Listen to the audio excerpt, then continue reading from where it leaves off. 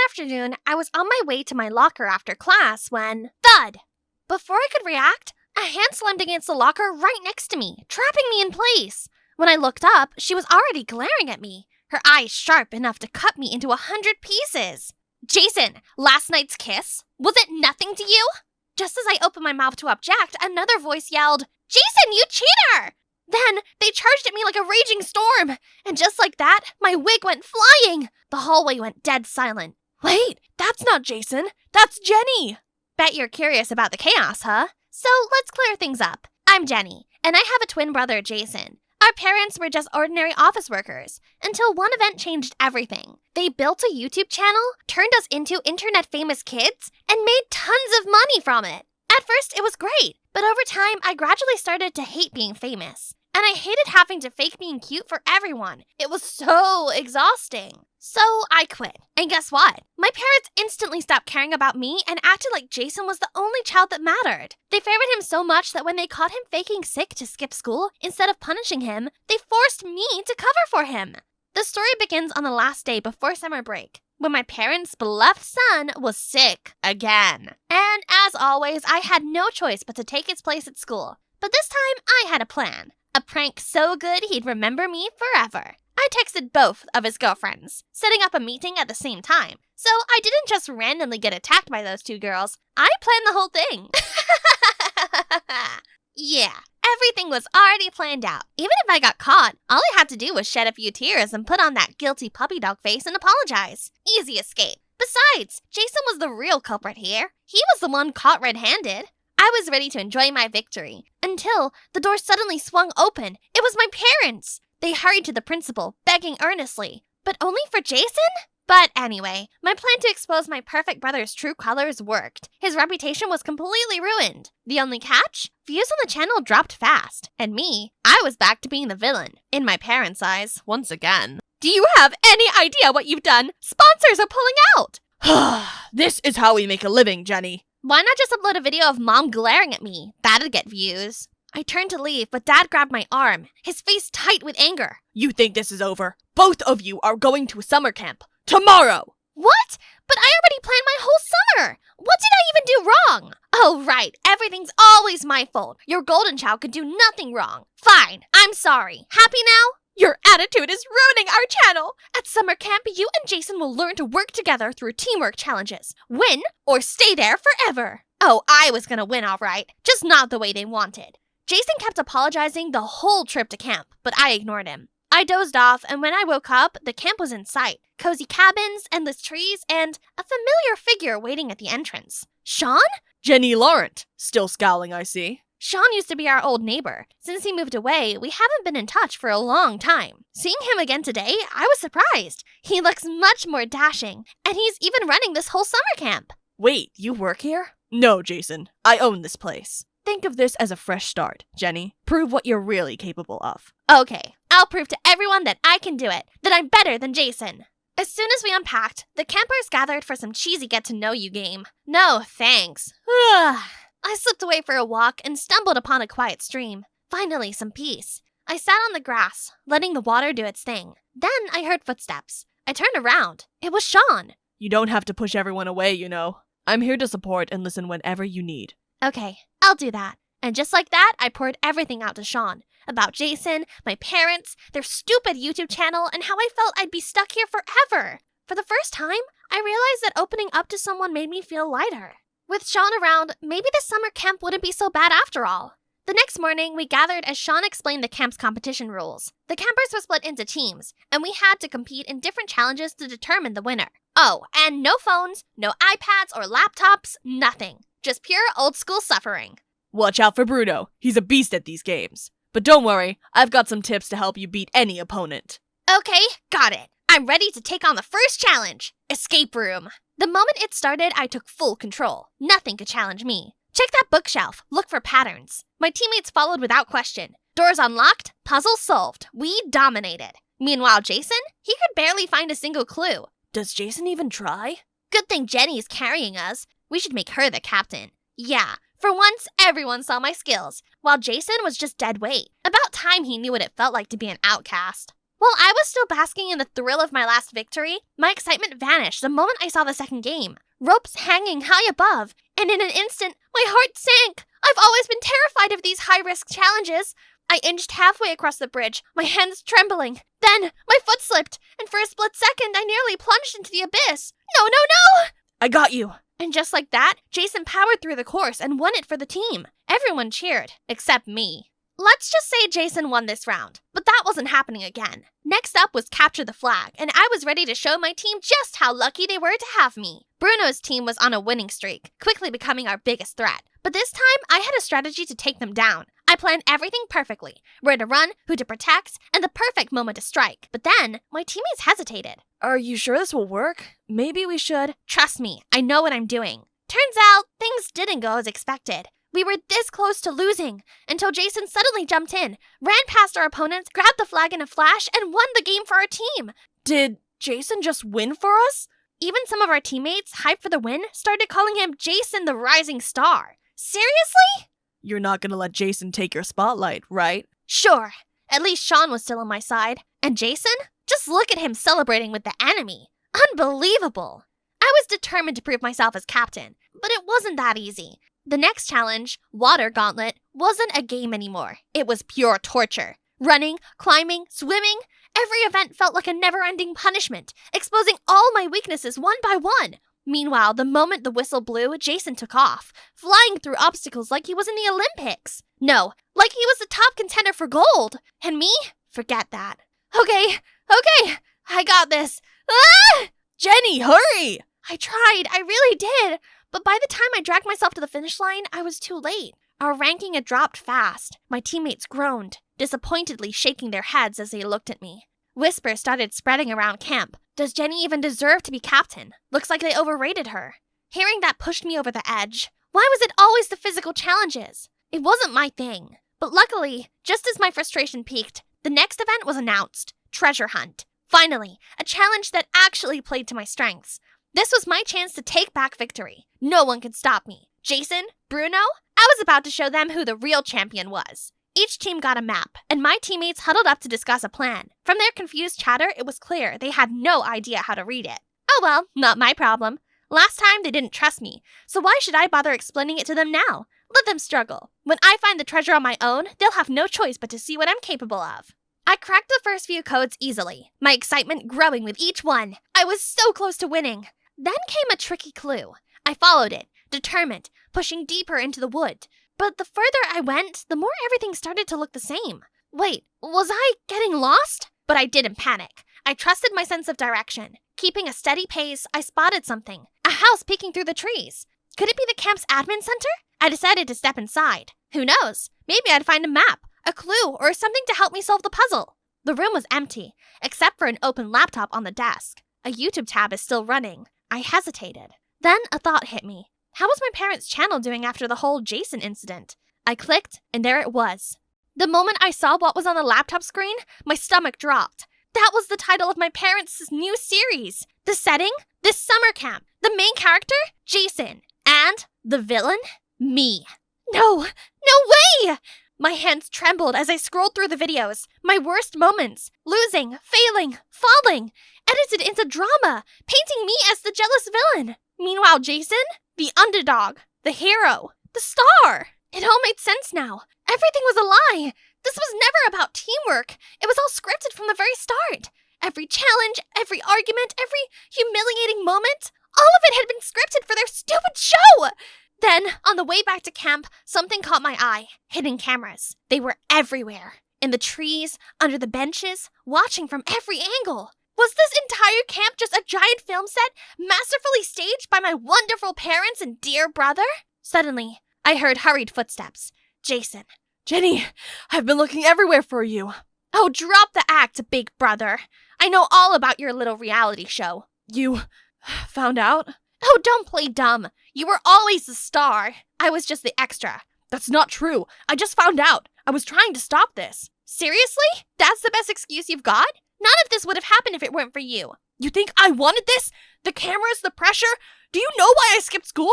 Because it was the only time I could be free. His voice cracked, and for the first time, I saw it. Jason was just as trapped as me. I'm sorry for dragging you into this. I'm done playing their game. It's time to expose everything. Bad idea. I spun around, startled. Bruno stood by a tree, arms crossed, like he'd been watching the whole time. How long have you been standing there? I asked him to help find you. If you go public now, they'll twist the story. Your parents must have an inside source. I mean, who else could it be besides Sean? He was right. Every accident, every moment, he had been feeding them information. So, we outplay them. We record the real story, exposing how everything is being manipulated behind the scenes. Why are you helping? Because I've been controlled by my parents too. Maybe Bruno wasn't just a rival after all. He was an ally. And together, we were about to flip this whole game upside down. Our plan?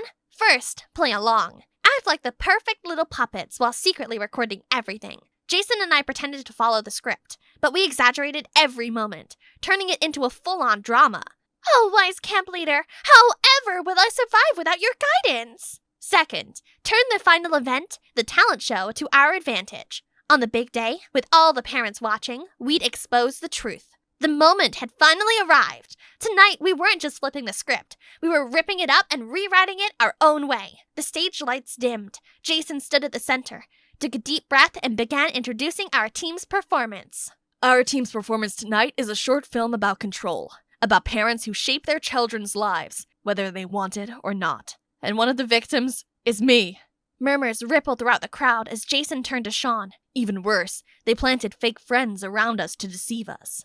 Sean froze, his fake smile slipping as the tension in the room grew. Then, boom! The screen behind us lit up, and just like that, the truth was out. First, our secret vlog played, showing clips of what really happened. Nothing like the fake, polished version people saw on YouTube. Then, the screen flashed with leaked messages. Texts between Sean and our parents. Planned everything. What to say, what to do, and exactly how to trick us. And finally, the biggest bombshell of all, clear as day, Sean accepting money from our parents, caught on camera just before the show. This is fake!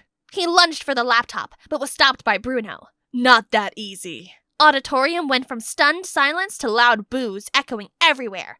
Parents looked furious. Students whispered and shook their heads. There was no saving Sean's summer camp now. And my parents? For once in my life, they had nothing to say. No excuses, no justifications for the mistakes they made. And for the first time, I didn't crave their explanations. But as Jason and I struggled with our bags, waiting by the camp entrance for our ride, I heard slow, deliberate footsteps approaching us. It was our parents. Jenny, Jason, can we talk? I turned to see Mom looking truly sorry. Dad, usually too proud to admit anything, hesitated before finally whispering, "We failed you." Then, they handed Jason a slip of paper, the login details to their YouTube channel. "The channel?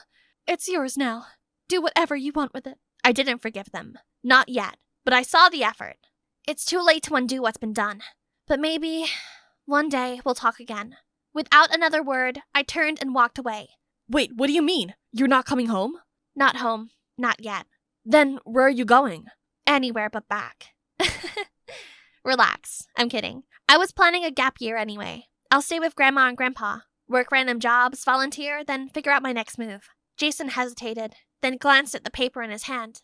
And the YouTube channel? You can have it. I'm done with all of this. I slung my bag over my shoulder, feeling lighter than I had in years. For the first time, I get to decide what happens next. No scripts, no expectations, just me, finally writing my own story. Hey, Jenny! I turned to see Bruno running to catch up, but there was no cocky smirk as usual, just his face, flushed red like a tomato. You know, I think we make a good team. Oh? So now you want to be on my team? Maybe I always did. Mind if I walk with you? For some ridiculous reason, my heart did a little flip. I scoffed, shaking it off.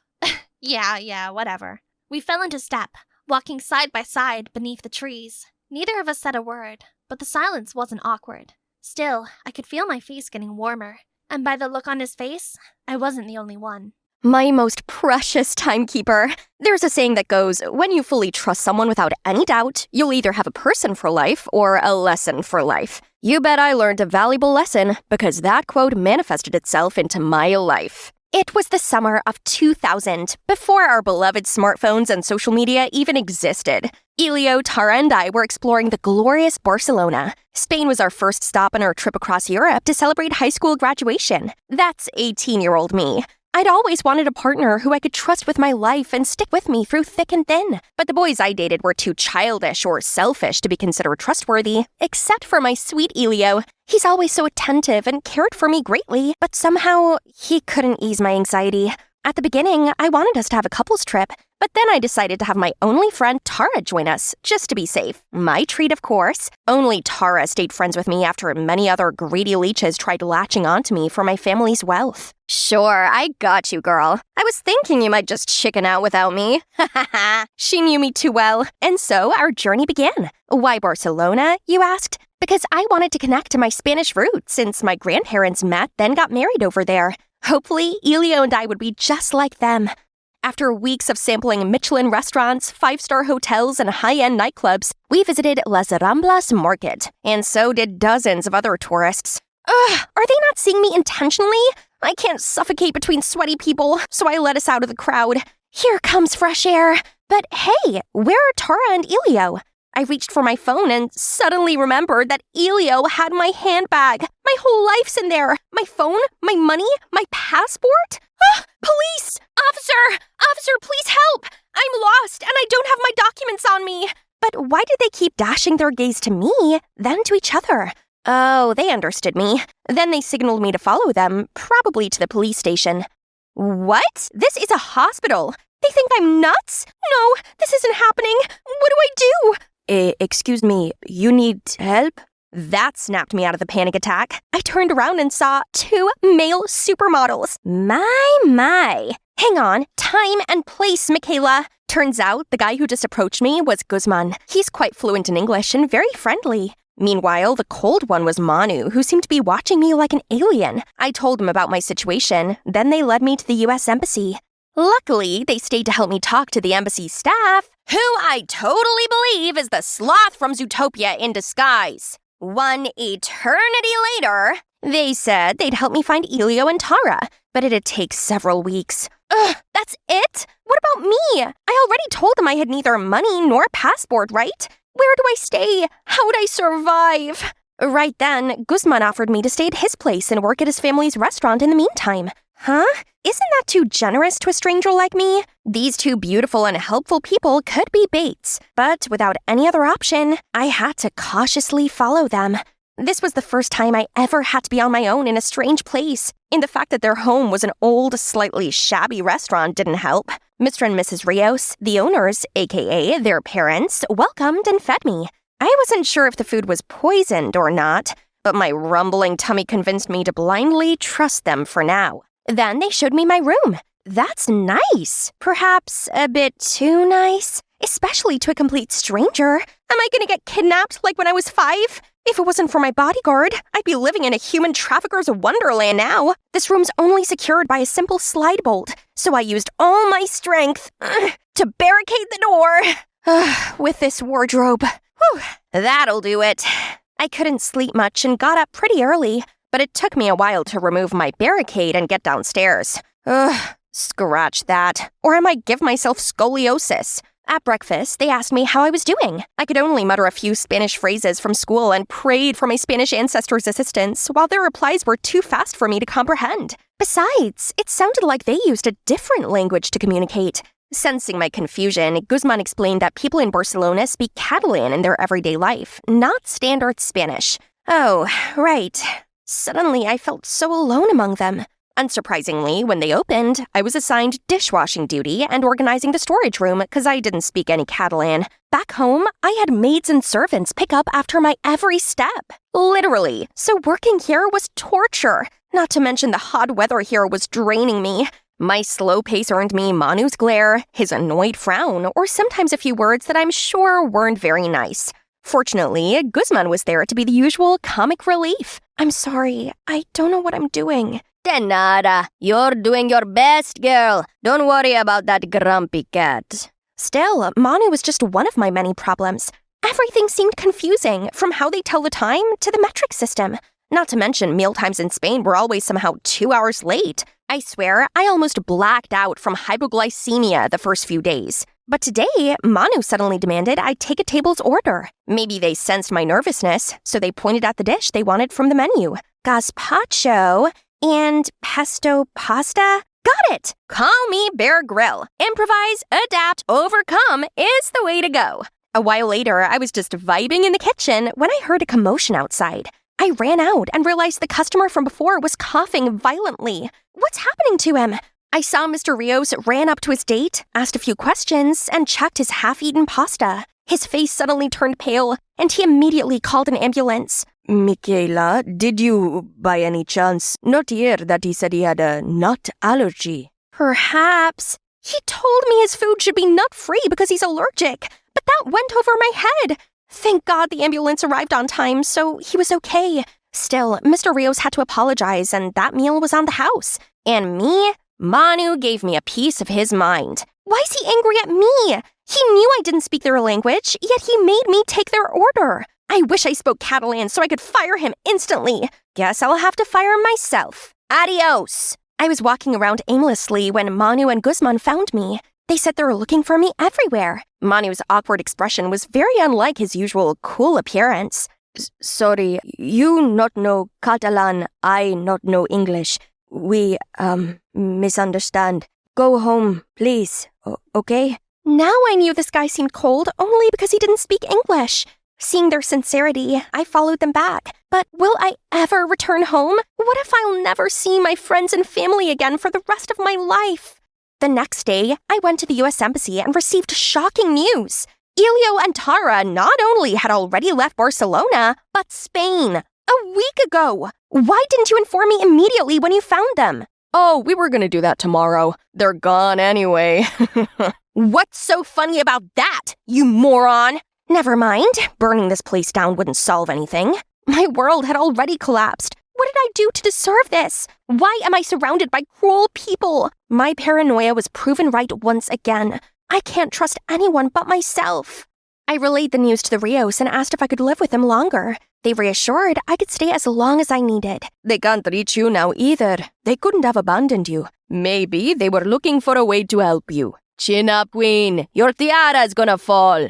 This family's hospitality and positive energy are unmatched. Still, it saddened me that I couldn't return home just yet. A few days later, surprisingly, Manu offered me Catalan lessons. In return, I shall teach him English. He was a natural. I, on the other hand, felt like I was born with a wrong tongue. Whenever Manu got mad at me for making mistakes, I'd bombard him with questions as a distraction. Why do you use Celsius and not Fahrenheit here? Why Catalan and not Spanish? And what's up with siesta? I swear, it's like the entire city suddenly drops dead in the middle of the day.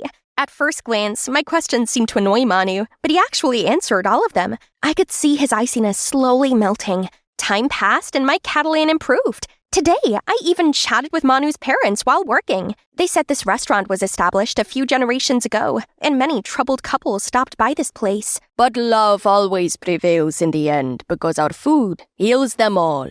Might sound romantic, but actually, that's because great-granddad liked being a love guru, while great-grandma wished to be a couples therapist. Since then, thanks to Manu and my coworkers, my life got a lot easier. Every time I messed up something, they'd offer help or guidance. One time, I got lost while delivering food and was gone for a long time. But when I got back, they didn't criticize me. One of them even joked that I didn't know the area because I rarely went out. So Guzman suggested we three go to the beach after work. Some vitamin C sounds like what I need.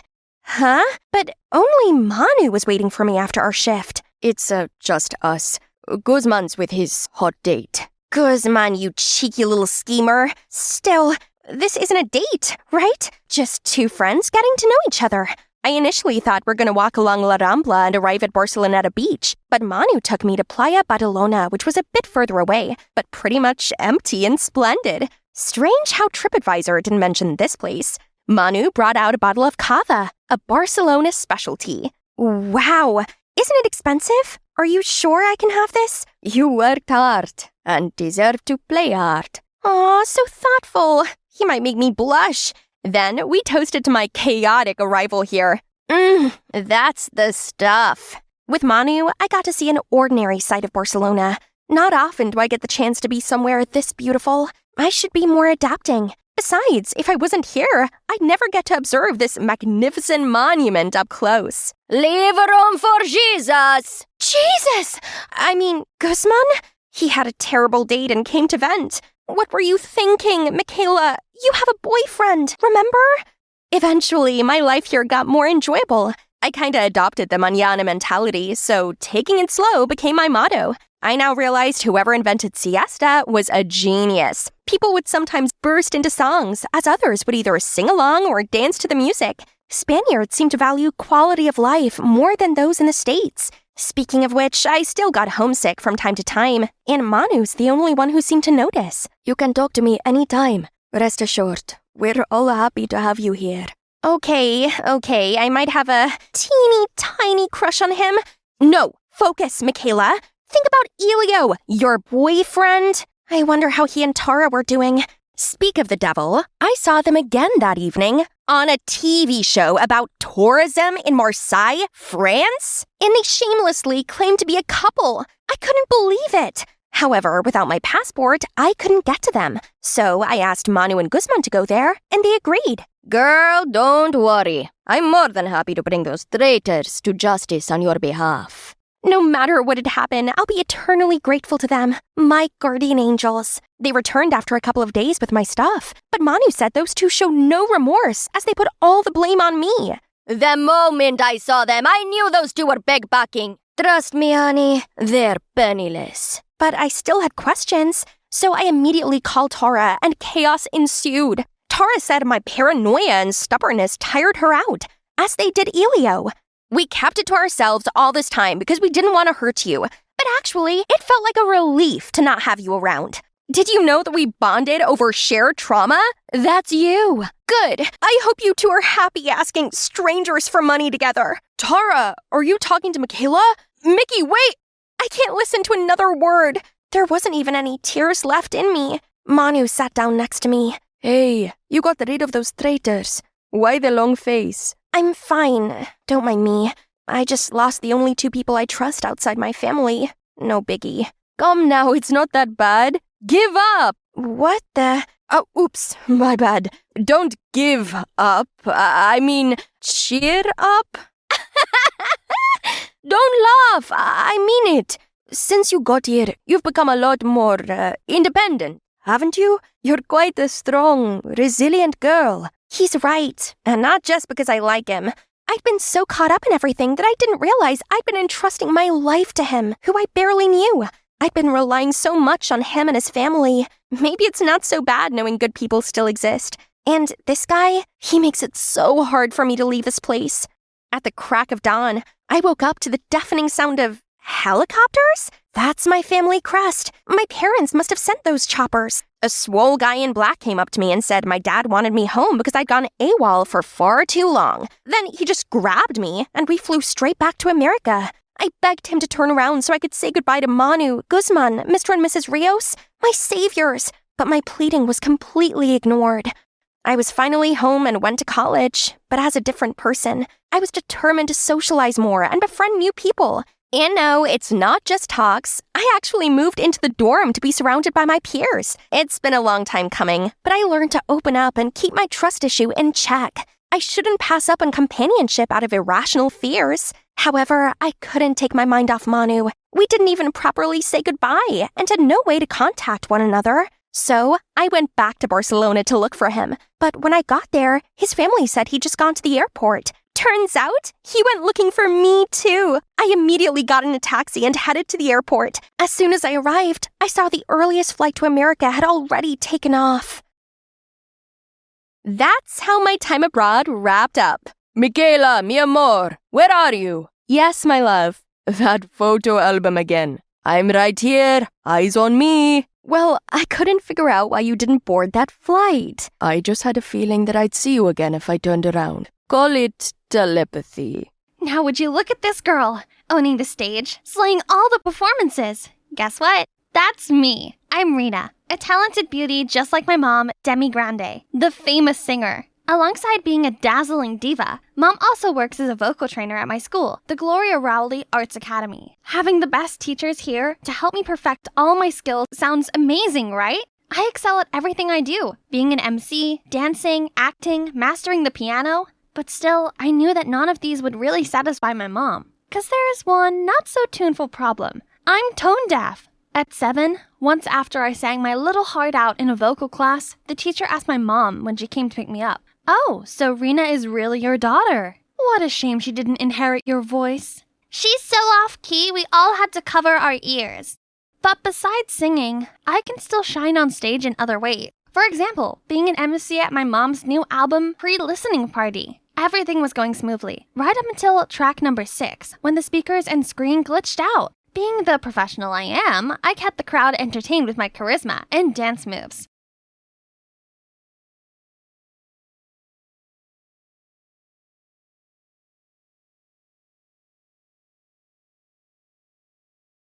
"Rena, sing us a song too, please!" Suddenly, the rest of the audience were nodding in agreement. I hesitated, but then decided to go with it. Just a short one. Can't be that bad. 'Cause I'm in the stars tonight. So watch me bring the fire, set the night alight.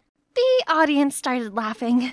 Oh no, if only Harry Potter could lend me his invisibility cloak right now. Please help! Suddenly, "Hey, everyone! Sorry for the technical issues. It seems to have affected the sound system also, causing voices distortion. So, not letting you all wait any longer, how about we do an acoustic performance for this next song, in which Ariana and I had the honor to feature with Miss Demi Grande. I assure you won't be able to get this experience anywhere else." The crowd cheers so loud. They must have forgotten about my disastrous performance. Thank God. Everyone was surely enjoying this.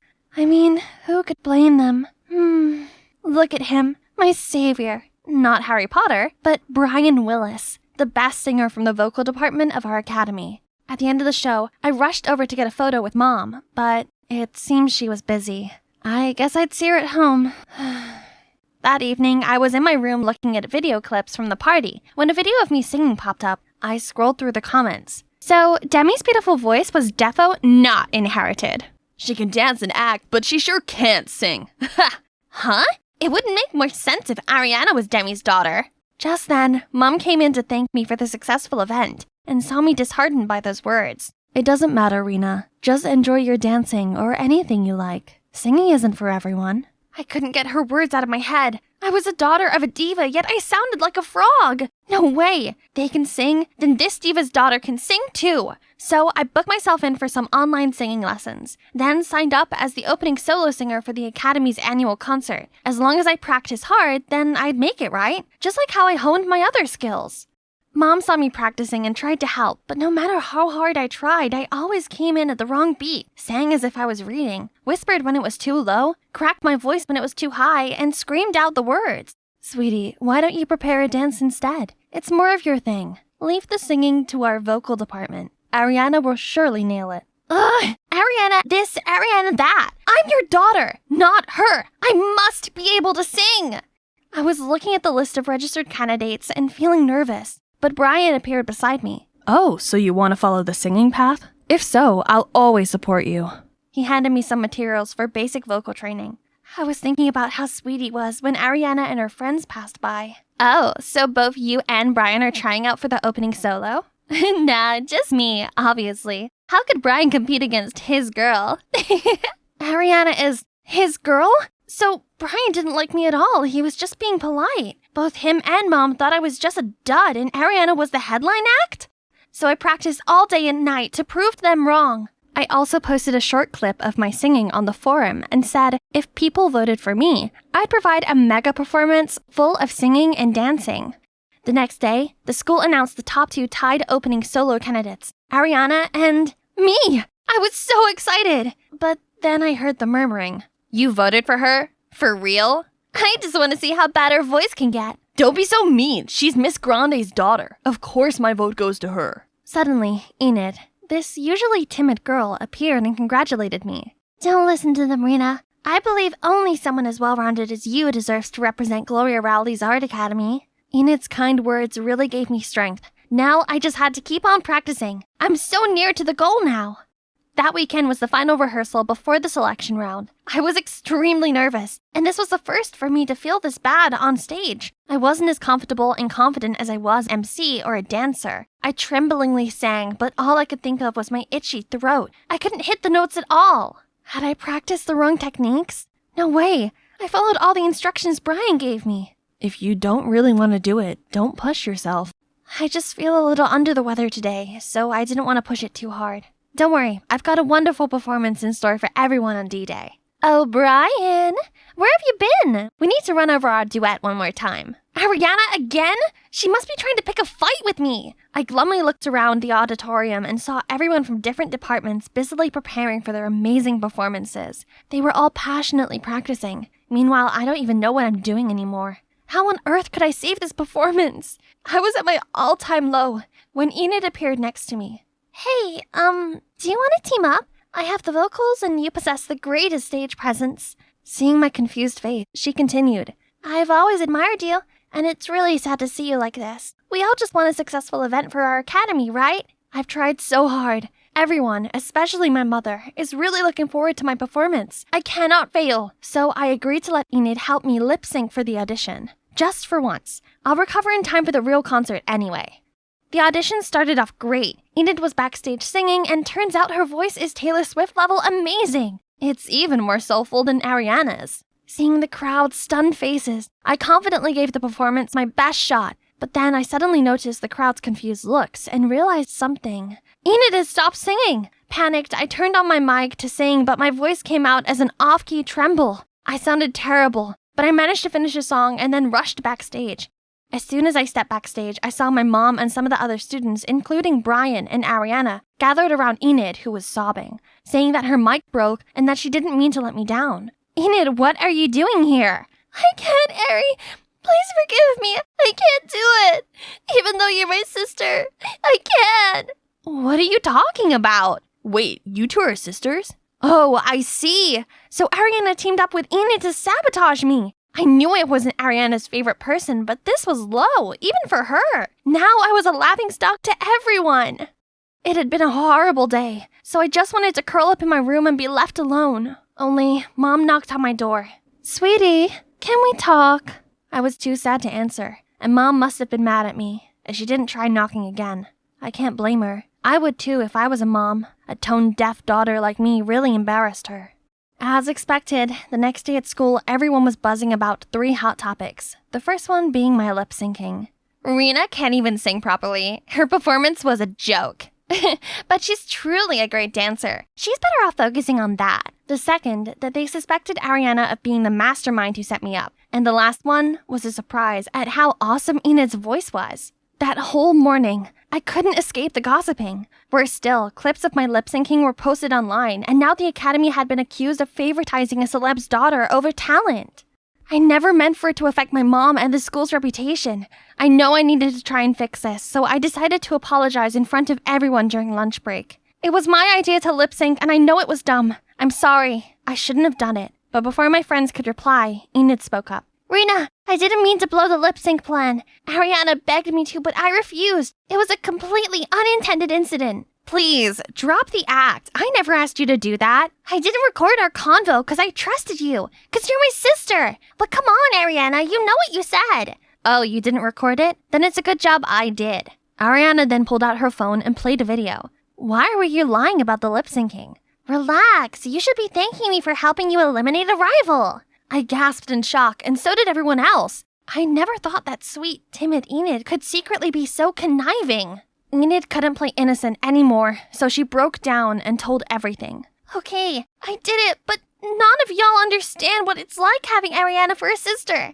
I have a better voice, but I can't compete with her. She's beautiful and everyone loves her, while I'm always the black sheep. Not to mention my migraine medication made me put on these unlosable weights. So I felt too insecure to stand on stage. I just wanted Ariana to taste failure for once, to feel what I feel. So I used Rena to beat her, but the mic messed up, and I took my chance to put the blame on Ariana instead.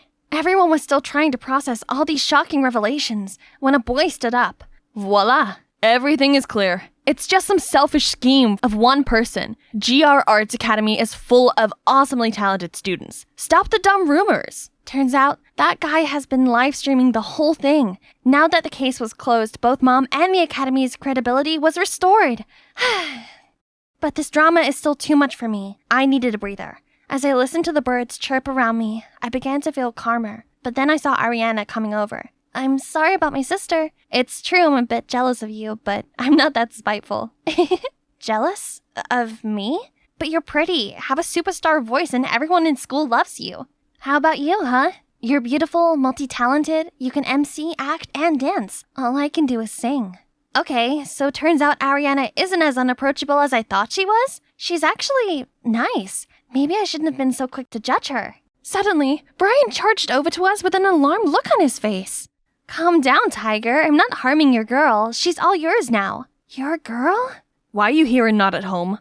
I'm not ready to face Mom just yet. She must hate having a tone-deaf daughter. Rena, you were wrong for lip-syncing, but it's not your fault that you can't sing. Singing isn't something mandatory for all human beings, is it? But do you know how proud Miss Grande is of you? She always brags to us about your achievements and plays us your performance videos. Brian's wise words made me feel a lot better. He was right. I shouldn't have lip-synced. I should have just embraced the things I'm actually good at and just been myself. After talking to Brian, I felt ready to go home and face Mom. Everyone expects me to sing as well as you. And I too honestly thought that if I kept practicing, I'd be able to. But the truth is, I'm just not a singer, and I never will be one. I know you're mad at me, but I can't be like Ariana. I'm so sorry. Sweetie, I never want you to be anything other than you. I'm so proud of you, and I'm sorry if my actions ever came across differently to you. I wasn't mad at you, at all. I really just wanted to give you a hug last night, but I didn't hear anything from you and thought you might need some time on your own. So, you're not upset that I'm not a singer? Of course not, silly. I just want you to be happy and pursue whatever you love. I'm glad Mom and I had cleared things up, but I couldn't stop thinking about Enid and why she did what she did. So that evening, I texted her. The lip sync was a bad call, but it made me realize that no one's good at everything. We all have our own strengths. Mine isn't singing, but yours is. Your voice is truly angelic, so don't let anything stop you from doing what you love. I'm glad we're okay now. You're right. Being a singer angel doesn't require a stick figure. Thank you, and I'm sorry. I'm relieved that's all sorted. And Enid learned her lesson and now realizes just how amazing she is. I was anxiously waiting backstage for my performance. Luckily, I had Brian by my side to support me, even if he was fussing a bit too much. I'm only the backup dancer. Go check on Ariana. She's the star of the show. I'm not the one on his mind. You're his one and only priority. Hey, he even gave up his chance to sign up for opening performance for you. Huh? You really did that for me? Your priority? Since when? Yes, since I saw you emceeing on the first day of school.